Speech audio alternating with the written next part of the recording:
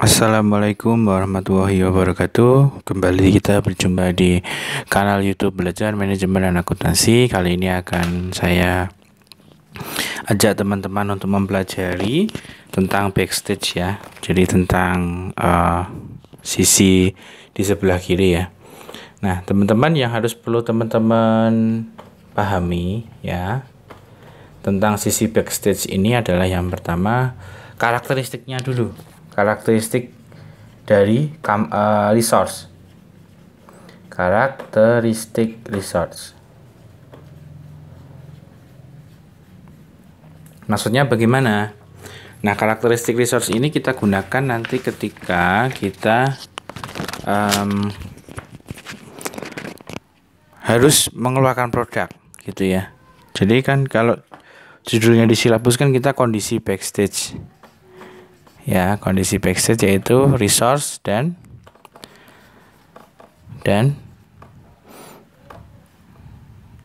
aktivitas. Nah, karakteristiknya kita bisa lihat yang pertama frame. Apa itu frame?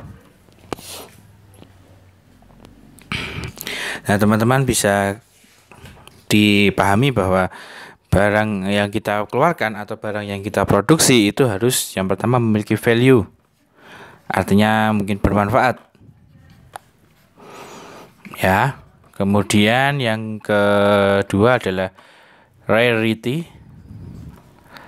atau langka.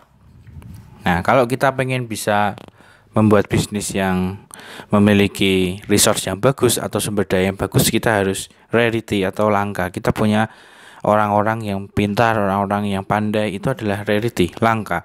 Bagaimana kita bisa mendapatkan orang-orang yang rarity? Nah, itu yang menjadi problem atau isu ya. Terus yang ketiga adalah inimitability. Inimitability atau tidak bisa ditiru. Tidak bisa ditiru. Ya, yang keempat adalah non sustainability.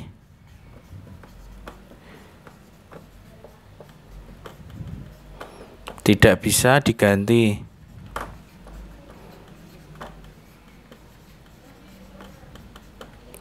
Yang terakhir adalah explorability.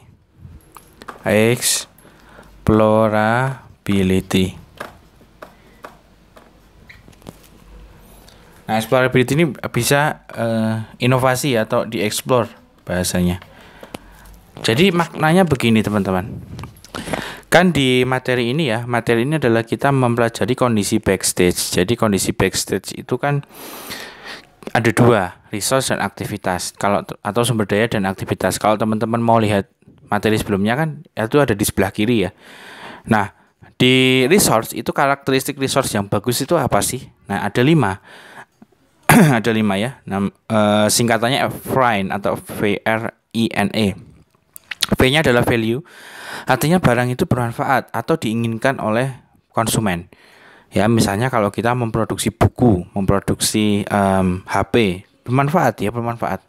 Value-nya apa berarti? Selain bermanfaat, kita tambahkan lagi value-nya bisa main game. Kita tambahkan lagi punya kamera yang bagus. Itu value. Itu bermanfaat. Ada manfaat yang lebih daripada produk lainnya. Itu namanya value.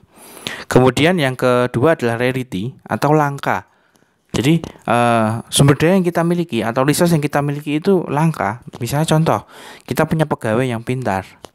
Kita punya alat yang mahal, alat yang tidak dimiliki oleh produsen lain. Itu bagus. Itu menjadi sebuah ciri-ciri resource yang bagus. Kemudian yang ketiga adalah inimitability atau tidak bisa ditiru. Produk yang kita buat itu sangat spesial, tidak bisa ditiru oleh orang-orang. Nah, itu akan membuat resource kita semakin bagus. Kemudian yang keempat adalah non sustainability atau resource kita tidak bisa diganti. Artinya orang A, orang B, orang C, orang D atau si A, si B, si C, si D itu sangat spesial. Dia punya kemampuan yang sangat tinggi sehingga dia tidak bisa diganti. Yang kelima adalah explorability, artinya produk kita bisa dilakukan inovasi untuk jangka panjang. Artinya nggak hanya terbatas pada main game, main HP, punya kamera dan lain sebagainya, tidak terbatas pada itu. Tapi juga bisa diinovasi lebih lanjut lagi. Nah, sehingga namanya explorability. Nah, itu untuk dari sisi resource-nya ya. Lalu kemudian aktivitas. Nah, yang aktivitas itu teman-teman, kita akan mempelajari dari mulai inbound logistik. Inbound logistik artinya adalah apa? Input barang masuk ya. Kemudian proses, kemudian output. Kan seperti itu sebenarnya ya. Nah, dari inbound logistik ini, kemudian proses, kemudian output, itu kan membentuk sebuah rantai. Namanya rantai nilai. Kenapa namanya rantai nilai? Karena yang akan kita pelajari di sini adalah nilai yang akan kita berikan kepada konsumen itu prosesnya bagaimana. Nah, itu lebih mengedepankan pada aktivitasnya.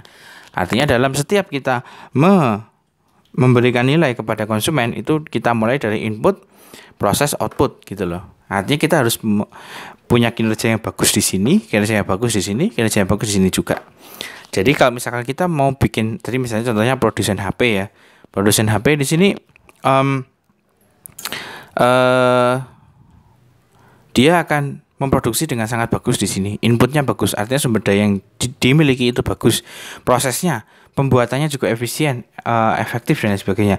Output artinya apa? Produk jadinya menjadi bagus atau memang optimal ya, dari sini sumber daya sudah bagus, outputnya juga bagus. Nah, resource dan aktivitas ini itu sangat berkaitan erat, jadi tidak bisa dihilangkan teman-teman semua. Oke, itu materi singkat dari saya ya. Nah, selanjutnya teman-teman silahkan untuk menyelesaikan tugas, yaitu membuat sebuah telaah pustaka atau ini ya, kajian pustaka. Nanti coba yang disukai jurnal-jurnalnya apa, dikirimkan ke saya. Gitu. Terima kasih. Wassalamualaikum warahmatullahi wabarakatuh.